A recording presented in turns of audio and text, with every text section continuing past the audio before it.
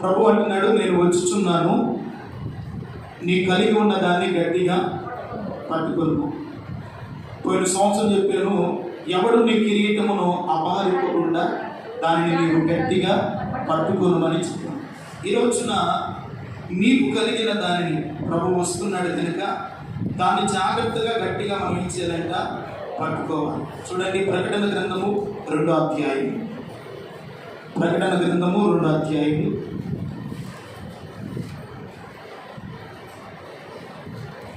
25వ వచనాన్ని చదువుకున్నాం. నేను వచ్చు వరకు నీకు కలిగి ఉన్న దానిని గట్టిగా పట్టుకొనుడి. మరలా చదవమ్మా. నేను వచ్చు వరకు మీకు కలిగి ఉన్న దానిని గట్టిగా పట్టుకొనుడి. చిన్న ప్రార్థన చేసుకున్నా, కళ్ళు మూసుకోనండి. దేవా, చదివిన వాక్యముల నుండి మీరు మాతో మాట్లాడండి. నీవు వచ్చు వరకు మేము ఇదేని గట్టిగా పట్టుకోవాలో ఈ సమయమందు మీరు మాతో మాట్లాడండి. మీ లేఖనాల్లో ఉన్నటువంటి సారాంశాన్ని మాకు బోధించండి.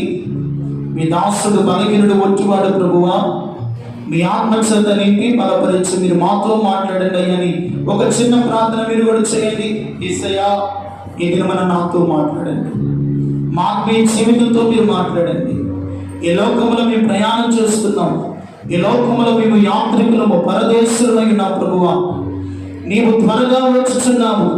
మాకు ఏదైతే కలిగి ఉన్నదో దాన్ని మీరు గట్టిగా పట్టుకున్నట్లుగా మీ సహాయమును మాకు ఇవ్వండి ప్రభువా. చదివిన లేఖన భాగాన్ని దీవించండి నాయన.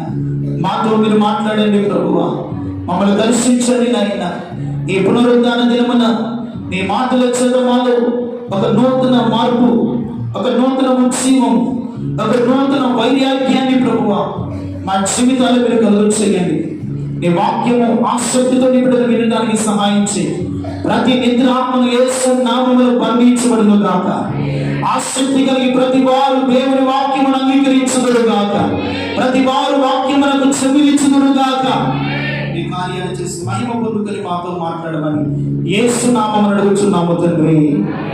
ఆమేన్. హల్లెలూయా, హల్లెలూయా. మంచిదండి. కొద్ది నిమిషాలు దేవుని మాటలు జాగ్రత్తగా విన్నాం. వాక్యం మీద మీరు మనసు ఉంచాలి. ఎక్కడ నిద్రకు కానీ దేనికి మీరు అవకాశం ఇవ్వకుండా వాక్యం మీద మీ మనసు ఉండునుగాక. వాక్యం మీద మీ మనసు కేంద్రీకృతం చేయుదురుగాక. హల్లెలూయా. ప్రభు వాగ్దానం చేస్తున్నాడు. ఇది చక్కని వాగ్దానంతో కూడినటువంటి మాట. ఏమంటున్నాడంటే, నేను వచ్చే వరకు మీకు కలిగిన దానిని గట్టిగా పట్టుకొనుడి. ప్రభు ఎప్పుడు వస్తాడంట? ఆయన వచ్చే దినాల్లోకి మనం వచ్చాం. ఆయన త్వరగా రాబోతున్నాడు. వచ్చువాడు ఆలస్యము చేయక ప్రభు రాబోతున్నాడు. కాబట్టి నా జీవితంలో మనం ఏదైతే కలిగి ఉన్నామో, ఏదైతే కలిగి వెంబడిస్తూ ఉన్నామో దాన్ని మనం ఏం చేయాలంటే గట్టిగా పట్టుకొనుడి. ఈరోజు నా జీవితంలో, మన ఆత్మీయమైన ఎదుగుదలలో, మన విశ్వాస యాత్రలో దేవునితో ప్రయాణం చేస్తున్న మనకు కలిగినవి ఏమిటో, ఈ లోకంలో కొన్ని వాటిని మనం కలిగి ఉన్నాం. అవి భూ సంబంధమైన వాటిని మనం కలిగి ఉన్నాం. వాటి కంటే కూడా కొన్ని విలువైన వాటిని దేవుడు మనకి ఇచ్చాడు. దేవుని స్తోత్రం చెప్పండి. దేవుడు విలువైన రక్షణ భాగ్యాన్ని దేవుడు మనకి ఇచ్చాడు. హల్లెలూయా. దేవుడు ఒక పరిశుద్ధ సహవాసాన్ని దేవుడు మనకి ఇచ్చాడు. ఒక చక్కని సంఘ సహవాసాన్ని దేవుడు మనకి ఇచ్చాడు. ఆయనతో కలిసి ప్రభుని ఆరాధించే ఒక గొప్ప సమూహంలో దేవుడు మనల్ని చేర్చాడు. చాచబడిన నీవు ఈ కలిగి ఉన్నటువంటి ఈ ధన్యతలో, ఈ భాగ్యమును బట్టి దాన్ని వంతుల వరకు గట్టిగా చేపట్టుకుందువు కాక. గట్టిగా మీరు ఏం చేయాలంట? చేపట్టుకో. నెంబర్ 1, ఏటిని మనం చేపట్టుకోవాలి? కొరింథీయులకు రాస్తున్నటువంటి మొదటి పత్రిక, కొరింథీయులకు రాస్తున్నటువంటి మొదటి పత్రిక 15వ అధ్యాయం 2వ వాక్యాన్ని చదువుకున్నాం.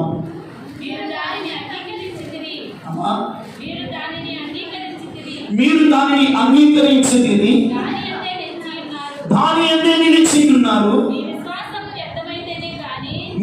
విశ్వాసము వ్యర్థమైతేనే కానీ నేను ఏ ఉపదేశ రూపముగా సువార్త ప్రకటించితినో ఆ ఆ ఉపదేశమును మీరు గట్టిగా పట్టుకునే ఆ ఉపదేశమును మీరు గట్టిగా పట్టుకున్న ఎడల పట్టుకున్న ఎడల ఆ సువార్త వలననే మీరు రక్షణ పొందువారై ఉండురు. దేవునికి మహిమ కలుగును గాక. దేన్ని పట్టుకోవాలంట? ఉపదేశమును గట్టిగా మనం పట్టుకోవాలి. దేన్ని పట్టుకోవాలి? మనం కలిగి ఉన్న ఉపదేశం ఏమిటో, మనం కలిగి ఉన్నటువంటి వాక్యం ఏమిటో, మనం కలిగి ఉన్నటువంటి విశ్వాసాన్ని ఏమిటో దాన్ని మనం ఏం చేయాలంట? గట్టిగా పట్టుకోనండి. అపొస్తలుడైన పౌలు గారు కొరింథీ సంఘాన్ని హెచ్చరిస్తూ ఉన్నాడు. ఓ కొరింథీ సంఘంలో ఉన్నటువంటి విశ్వాసులారా, ఓ పరిశుద్ధులారా, దేవుని చేత ఏర్పరచుకున్నటువంటి ప్రజలారా, ఏమంటున్నాడంటే మీరు దానిని అంగీకరించి దాని నిలిచి ఉన్నారు.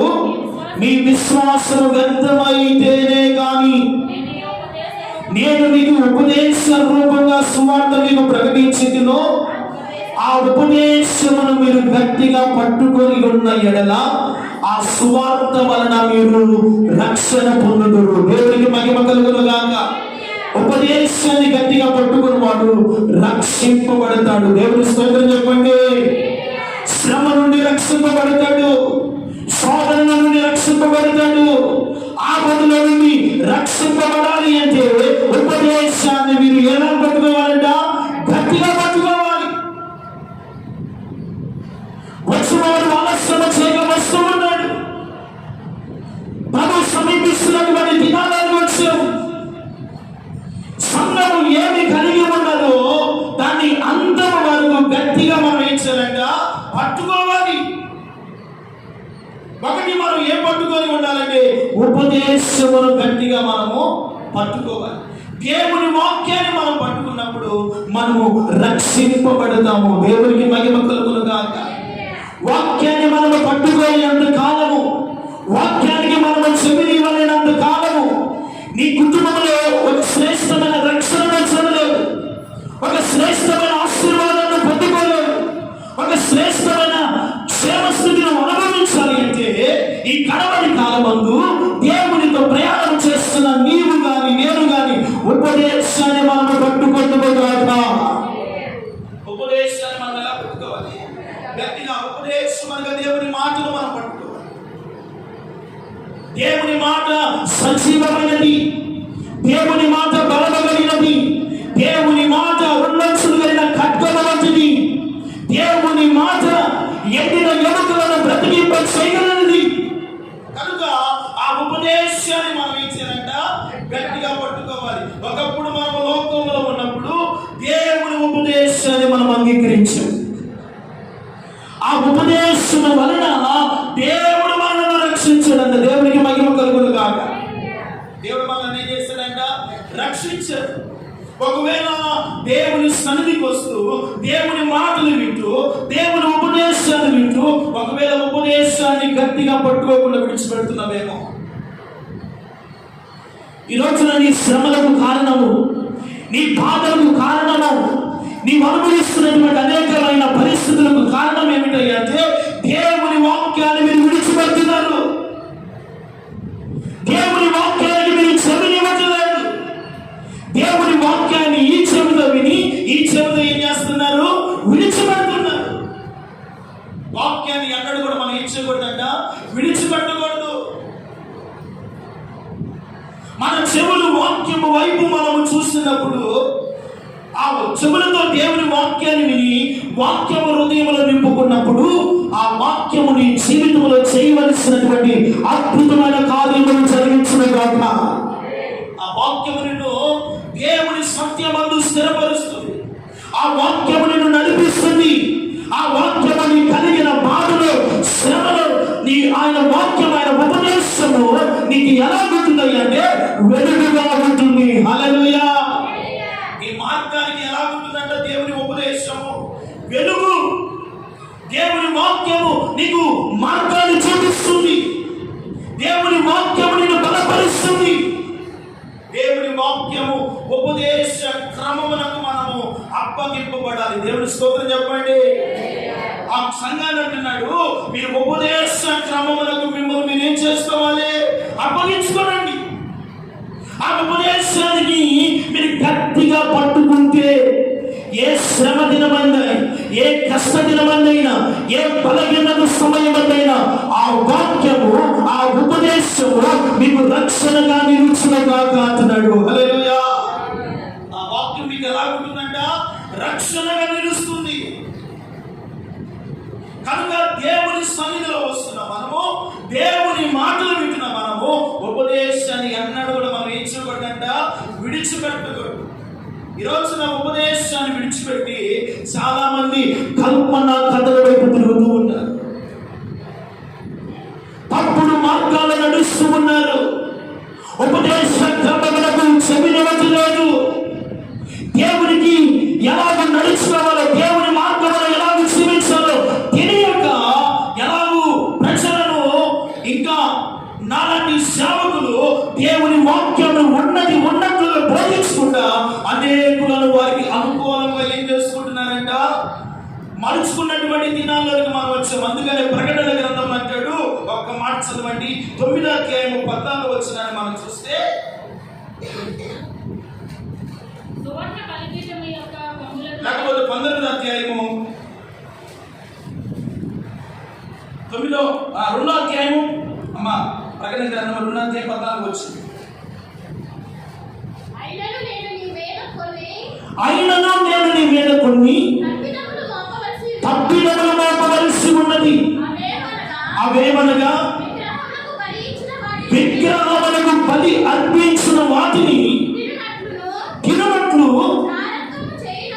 జారత్వములు చేయనట్లు ఇశ్రాయేలుకు ఉరియొక్కుమని బాలాకునకు నేర్పిన బిలాము బోధను అనుసరించువారు నీలో ఉన్నారు. అటువలనే నీ కోరైసును బోధను అనుసరించి వారు నీలో ఉన్నారు. మారు మనస్సు పొందుము. దేవునికి మహిమ కలుగును గాక. ఈరోజున ఉపదేశం ఎలా ఉన్నాయి అంటే, ఈరోజున సేవకులు ఏ రీతిగా బోధిస్తున్నారు అంటే, బిలాము చెప్పిన బోధన అనుసరిస్తూ ఉన్నారు. విగ్రహములు అర్పించు వాటిని మీరు తినొచ్చు అంటున్నారు. విగ్రహములు అర్పించే వాటిని మనం తినొచ్చండి? తినకూడదు. ఎందుకు? దేవుని చేత మనము ఏర్పరచబడిన బిడ్డలము, దేవుని రక్తములో కడగబడినటువంటి బిడ్డలము. ఈరోజున బిలాము బోధ వలన అనేకులు అంటున్నారు, విగ్రహములు అర్పించు వాటిని మీరు తినవచ్చు అంటున్నారు. అది ఎటువంటి బోధ అంటే, మనుషులను మంచి మార్గంలో నడిపించలేని బోధ, దేవుని రాజ్యానికి తీసుకొని వెళ్ళలేని బోధ, ఒక వ్యక్తిని వాక్య క్రమంలో పెంచలేని బోధ. ఆ బోధను మనం అనుసరించకుండా ఉపదేశ క్రమంలో చెప్పకుండా మనం నిత్యము నడిపించబడదు కాక. ఉపదేశ క్రమం ఉండాలి. మన ఉపదేశ క్రమము ఆది అపోస్తలుల బోధనను అనుసరించాలి. ఏ బోధన అనుసరించాలి? మనము ఆది అపోస్తలుల బోధనను అనుసరించాలి. ఆదిమ సంఘములో ఉన్నటువంటి ఉద్యమము వారు ఏం చేశారు అంటే, పౌలు గారు, పేతురు గారు, ఆదిమ సంఘము వారు ఉపదేశ క్రమములో పెంచబడ్డారు. దేవుని స్తోత్రం చెప్పండి. అందుకనే ఆదిమ సంఘము ప్రతిష్టముగా ఉన్నది. ఆదిమ సంఘము ఉద్యమముగా ఉంది. ఆదిమ సంఘములో ఆత్మ కార్యాలు పనిచేస్తుంది. హల్లెలూయా. అందుకని ఆ సంఘం అంట దినదినము క్షేమాభివృద్ధి పొందుతుంది. ఏం పొందుతుందంట? దినదినము క్షేమాభివృద్ధి. ఈరోజున మన సంఘము క్షేమాభివృద్ధి పొందాలి. మన కుటుంబాలు క్షేమాభివృద్ధిలో ఉండాలి. మన బిడ్డలు ఆశీర్వాదకరంగా ఉండాలి అంటే ఉపదేశ క్రమము చొప్పున మనమందరం నడిపించబడుతున్న గాక. ఉపదేశ క్రమం ఉండాలి. ఒక క్రమాన్ని దేవుడు మనకి ఇచ్చాడు.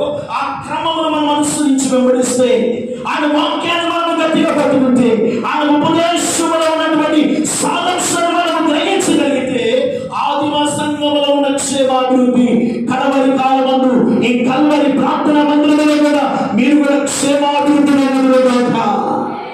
దేవుని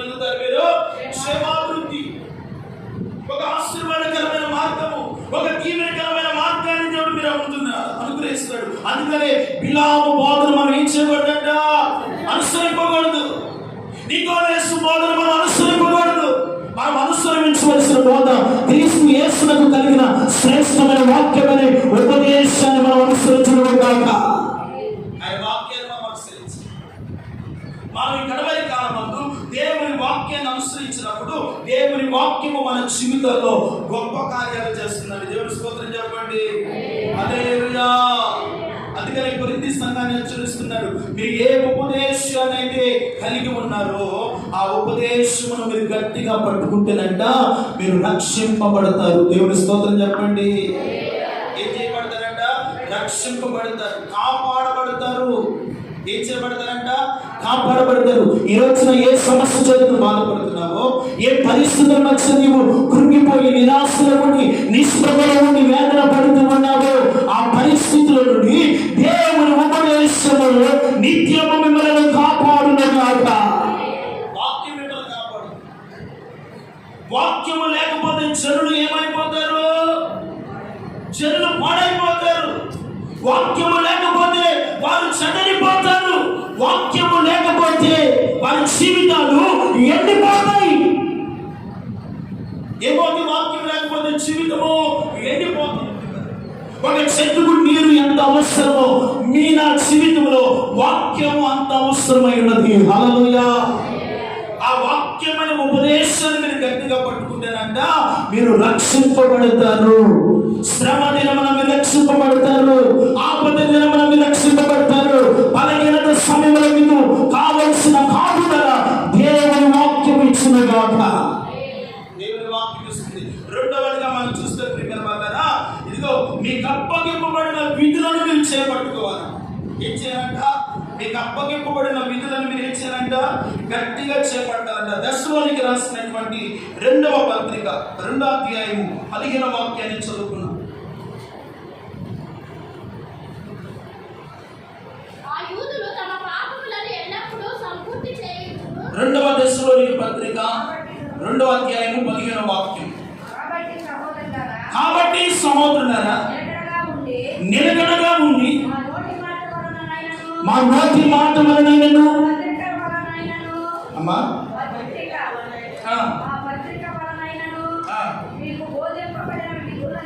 ఇదిగో మీకు బోధింపబడిన విధులను చేపట్టుడి. హల్లెలూయా. మీకు బోధింపబడిన విధులను ఏం చేయాలంట? చేపట్టండి.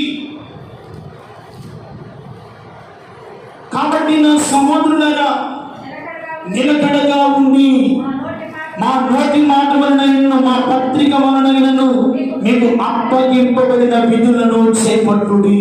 ఎవరంటున్నారు? పౌలు గారు చెప్తున్నారు, మా నోటి మాట వలనైనను మా పత్రిక వలనైనను మీకు బోధింపబడిన విధులను మీరు ఇచ్చారంట చేపట్టాలి. ఈ రోజున దేవుని వాక్యమును బట్టి మనకు ఏ విధులను దేవుడు ఇచ్చాడో వాటిని మనం ఏం చేయకూడదంట? ఆయన రాకడ వరకు విడిచిపెట్టకుండా ఆయన విధులను ఆయన వాక్యమును మనము గట్టిగా చేపట్టుకుందాము గాక. ఆయన విధులను మనం ఏం చేయాలంట? చేపట్టాలి, గట్టిగా చేపట్టుకోవాలి. ఆయన విధి ఏమిటంటే తిమోతికి రాసినటువంటి పత్రిక. ఆయన విధి ఏమిటంటే చూడండి, ఆయన విధులు ఏమిటంటే తిమోతికి రాసినటువంటి 2వ పత్రిక, లేకపోతే మొదటి పత్రిక 6వ అధ్యాయము 11వ వాక్యాన్ని మనం చూస్తే, దైవజనుడా నీవైతే వీటిని విసర్జించి నీతిని, భక్తిని, విశ్వాసమును, ప్రేమను, ఓర్పును, సాత్వికమును సంపాదించుకొనుటకు ప్రయాసపడుము. హల్లెలూయా. ఏమిటి దేవుడు ఇస్తున్న విధులు? ఏమిటంట? ఏమిటి? ఒకటి నీతి, రెండవది భక్తి, మూడవది విశ్వాసము, నాలుగవది ప్రేమ, ఐదవది ఓర్పు, ఆరవది సాత్వికము సంపాదించుకొనుటకు ప్రయాసపడుదురుగాక. వాటిని సంపాదించుకునే దేవుడు ఉపదేశము విధులు ఏమిటంటే నీతి, భక్తి, విశ్వాసము, ప్రేమ, సాత్వికము. వీటిని సంపాదించుకున్నట్టుకు మనం ఏం చేయాలంట? ప్రయాసపడాలి. అలా ప్రయాసపడిన వారికి ఏ ఫలం ఇస్తాడో తెలుసా? అదే కింద వచ్చిన చదవండి. విశ్వాస సంబంధమైన పోరాటము నిత్య జీవనమును చేపట్టుము. దాన్ని పొందుటకు నీవు పిలువబడితివి. అనేకుల సాక్షుల ఎదుట మంచి ఒప్పుకుంటివి. దేవునికి మహిమ కలుగును గాక. ఎప్పుడైతే ఈ నిధులను మనము చేపడతామో విశ్వాస సంబంధమైన ఆ పోరాటం నీళ్ళకు వస్తున్నప్పుడు నిత్య జీవాన్ని నువ్వు చేపట్టగలుగుతావు. హల్లెలూయా.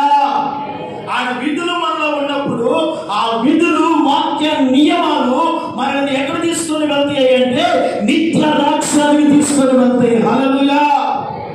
ఎక్కడ తీసుకొని వెళ్తాయి అంటే నిత్య జీవానికి, దేవుడితో యుగ యుగాలు ఉండే స్థానానికి. ఆ భక్తి, ఆ విశ్వాసం, ఆ ప్రేమ, ఆ ఓర్పు, ఆ సాత్వికము దేవుని నిత్యమైన రాజ్యములకు మనల్ని సిద్ధపరుస్తాయి.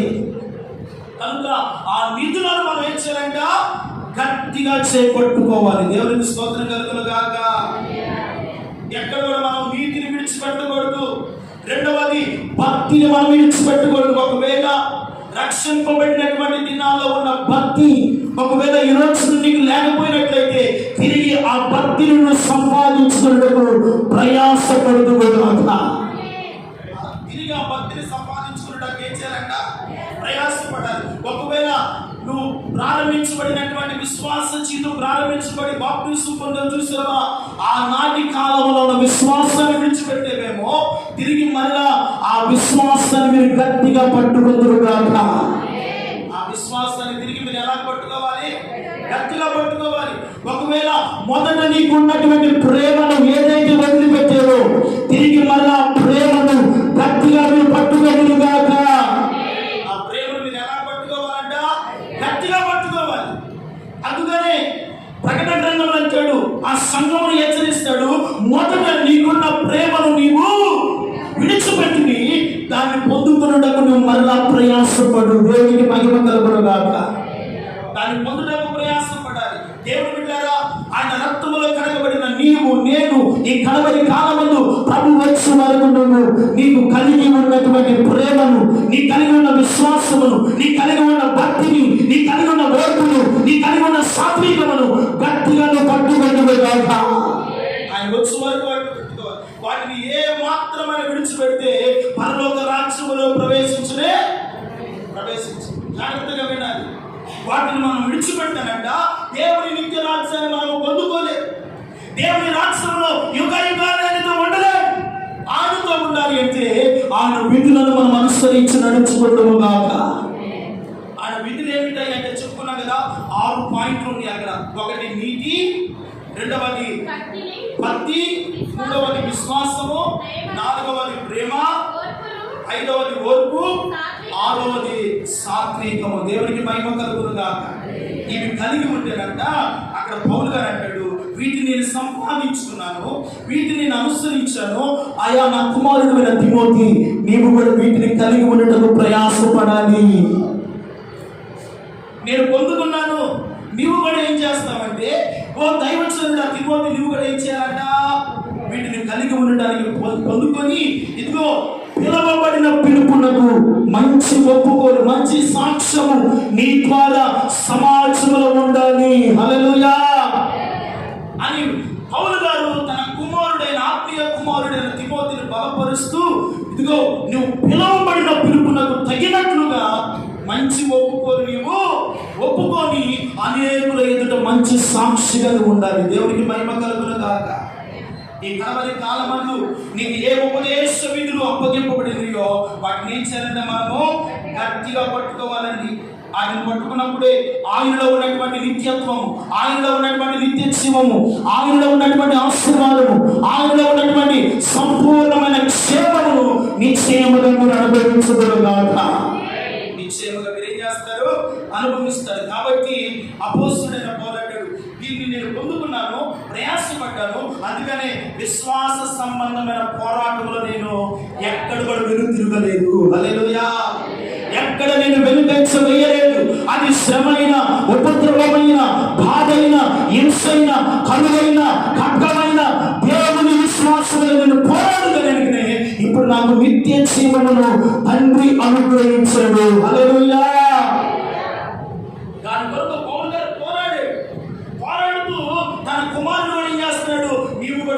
చేయడానికి నువ్వు కూడా ప్రయాసపడి పోరాడు. మనం ఏం చేయాలంట? ప్రియమైన వాళ్ళారా, ఈ లోకములో ఉన్నటువంటి ఆశీర్వాదం, ఈ లోకములో ఉన్నటువంటి సమృద్ధి, ఈ లోకములో నీకు ఏది కావాలో దేవుడు ఇస్తాడు. వాటికంటే ముందుగా ఆయన విధులను మనం అనుసరించడానికి ప్రయాసపడుదుము గాక. వాటిని సంపాదించడానికి మన ఆత్మీయ నడుము మనము గట్టిగా పిలుచుకుందుము గాక.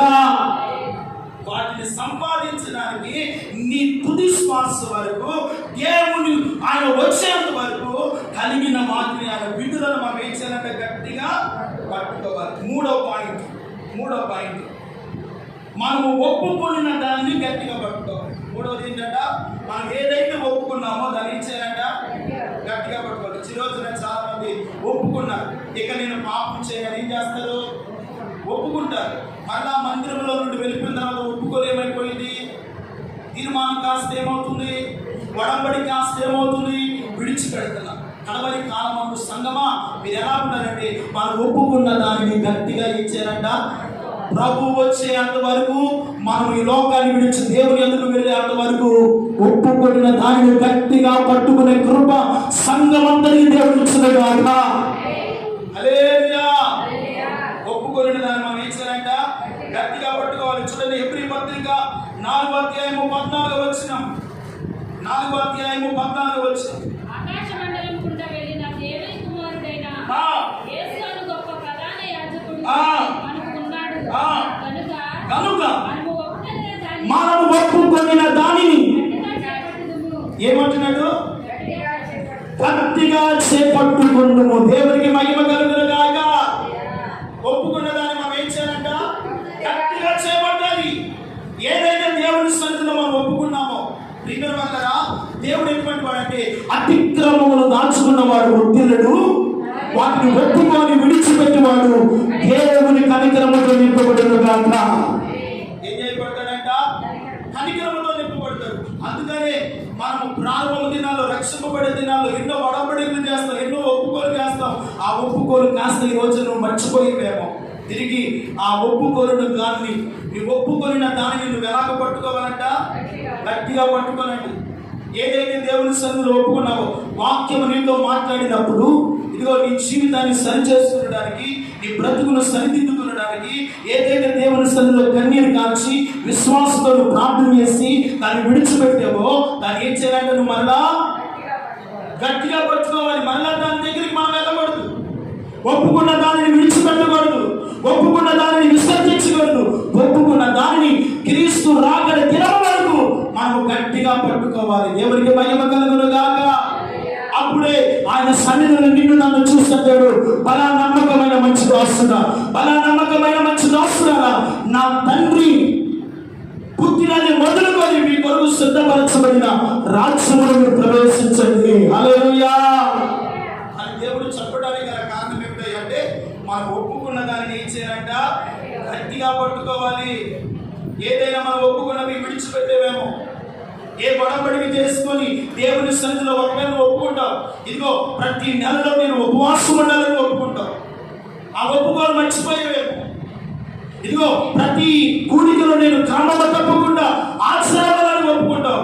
కొన్ని సందర్భాల్లో రోగములు, సమస్యలు, బాధలు వచ్చినప్పుడు ఆ ఒప్పుకోలు మనం ఏం చేస్తున్నాము? విడిచిపెడుతున్నాము. మనం ఏదైతే ఒప్పుకున్నామో, ఏదైతే దేవుని సన్నిధిలో తీర్మానం చేస్తామో, ఆ తీర్మానంలోనే మనము నిలకడగా నిలబడే కృప దేవుడు ఇచ్చును గాక. నిలకడగా నిలబడాలి.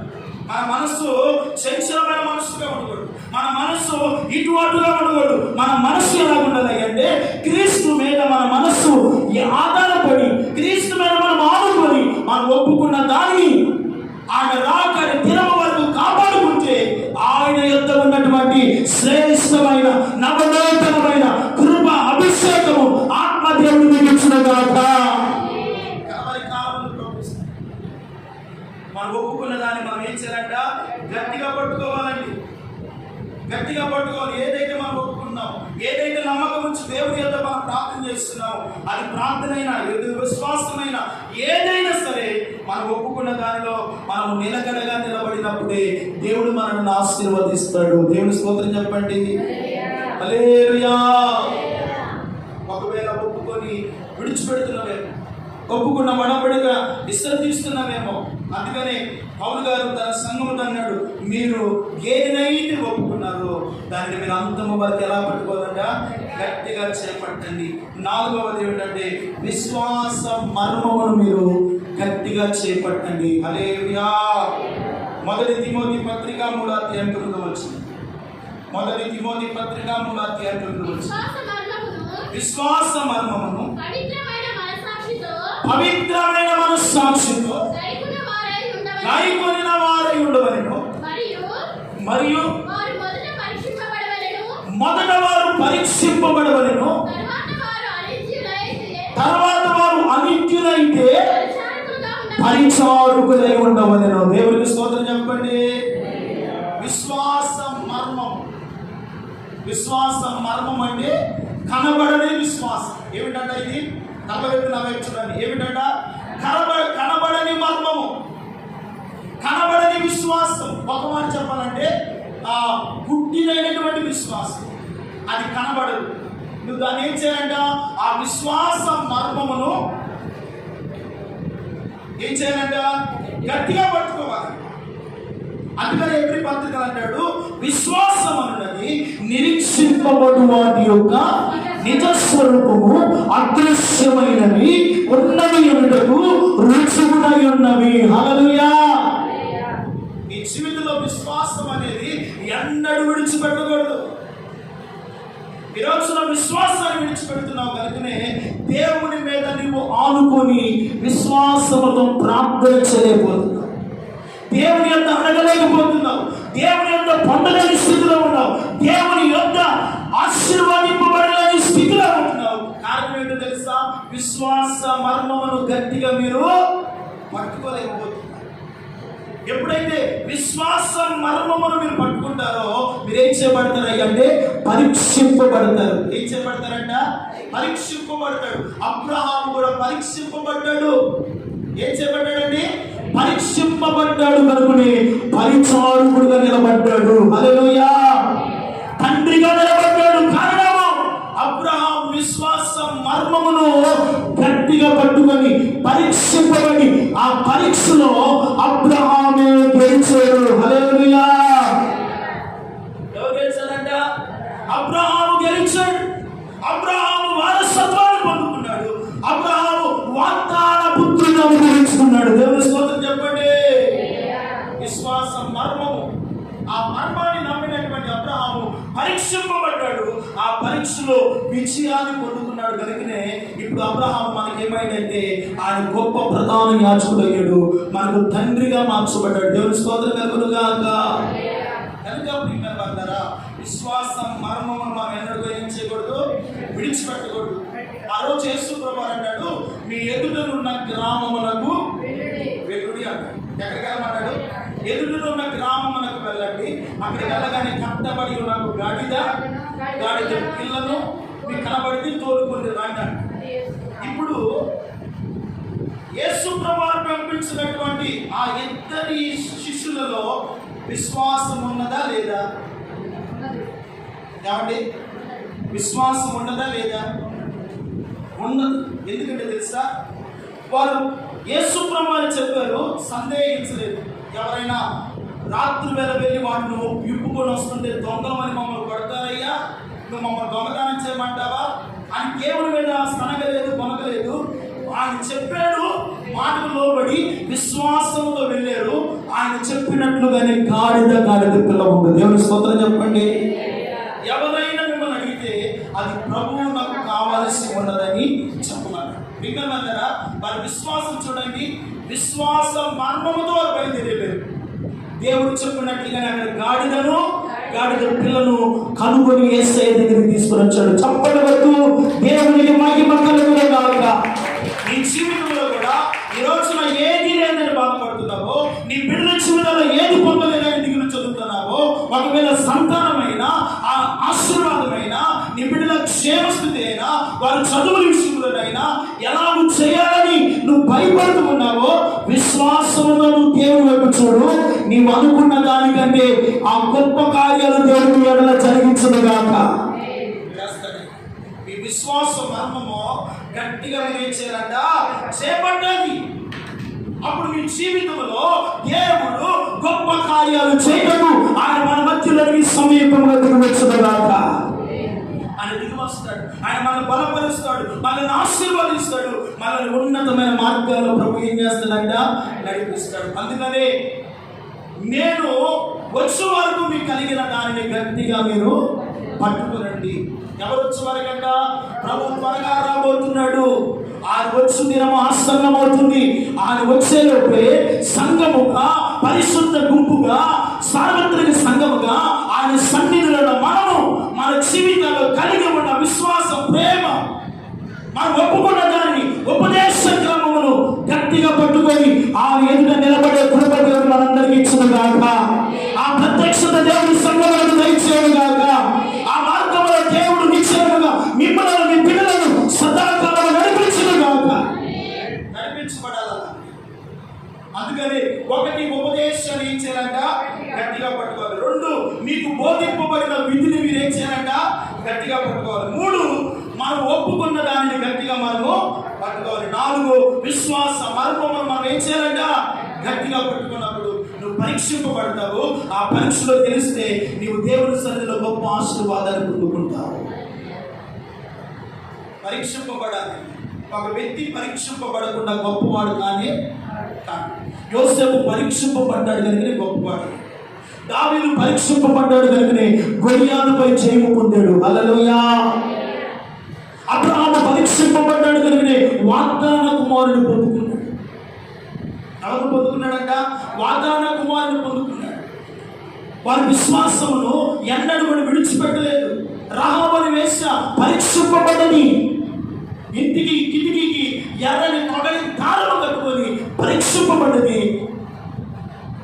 ఆ పట్టణము నాశనం అయిపోతున్నప్పుడు ఆమె ఇంటి వారు కాపాడబడ్డారు. దేవునికి స్తోత్రం కలుగును గాక. నీ జీవితంలో కూడా పరీక్షింపబడినప్పుడే నీ జీవితంలో విజయమును మీరు చూచుదురు గాక. ఆశీర్వాదాన్ని మీరు చూచుదురు గాక. అద్భుతాలు మీరు చూచుదురు గాక.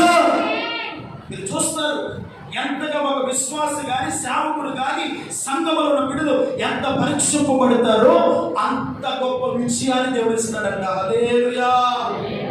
పరీక్షింపబడకుండా, శ్రమ లేకుండా ప్రతిఫలం అనేది రాదు.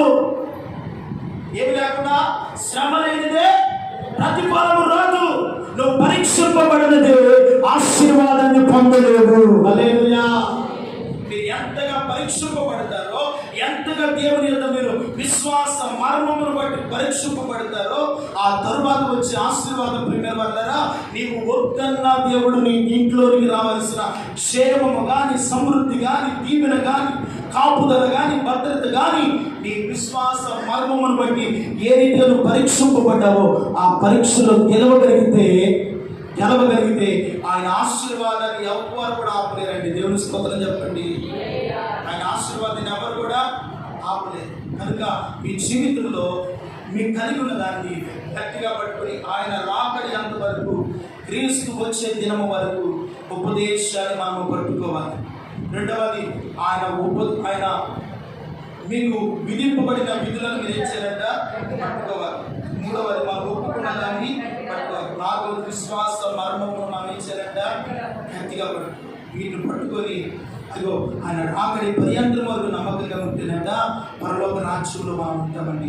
దేవునితో యుగయుగాలు జీవించబడుతుంది. ఆయనతో యుగయుగాలు కలిసి ప్రభువును ఆరాధించే గొప్ప భాగ్యము ధన్యత ప్రభు ఇస్తాడు. అందుకనే విశ్వాసం మర్మం ఏమిటాయంటే నాకు చెప్పుకున్నా కదా, ఉపదేశ క్రమం అనే విధులు ఏమిటాయంటే ఇదిగో నీతి, భక్తి, ప్రేమ, ఓర్పు, సాత్వికము, ఇవన్నీ కూడా ఏం చేయాలంట? మనము కలిగి ఉండాలి. దేవుని స్తోత్రం కలుగుగా. సంఘములో మనం అందరము ప్రేమ కలిగి ఉండము గాక, విశ్వాసము కలిగి ఉండము గాక, ఒకరినొకరు సహించుకుందాము గాక, ఒకరికొకరు ప్రార్థన చేసుకుందాము గాక, ఒకరినొకరు మనం బలపరుచుకుందాము గాక. ఒకరినొకరు మనం ఏం చేయాలంట? బలపరచు. ఒకరి సమస్య మన సమస్యగా భావించి ప్రార్థన చేస్తే ఆ సంఘము ప్రేమ వల్ల సత్యానికి స్తంభముగా ఉంటుంది, అన్నిచలకు వెలుగుగా ఉంటుంది.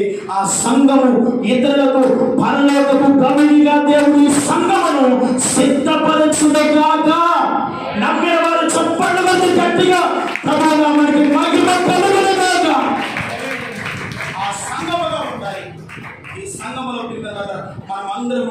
ఆయన రాకడి దినము వరకు మనలో ఉన్న ప్రేమ ఎన్నడూ కూడా చల్లదు. ప్రేమ మరణము కంటే ప్రేమ అన్నిటిని సహిస్తుంది, అన్ని ఓర్చుకుంటుంది, అన్నిటిని భరిస్తుంది. అంతవరకు నిలిచేది ఏమిటంటే ప్రేమ ఒక్కటే. హల్లెలూయా. ఆ ప్రేమ సంగములు మనందరిలో ఉండును గాక. ఆ ప్రేమను గట్టిగా పట్టుకుందుము గాక. ఆ ప్రేమను అంతము వరకు క్రీస్తులో కొనసాగించుదుము గాక. అలాంటి కృప దేవుడు మన సంఘానికి, మనందరికీ పరిశుద్ధాత్మ దేవుడు దయచేయును గాక. ప్రార్థన చేయడం తర్వాత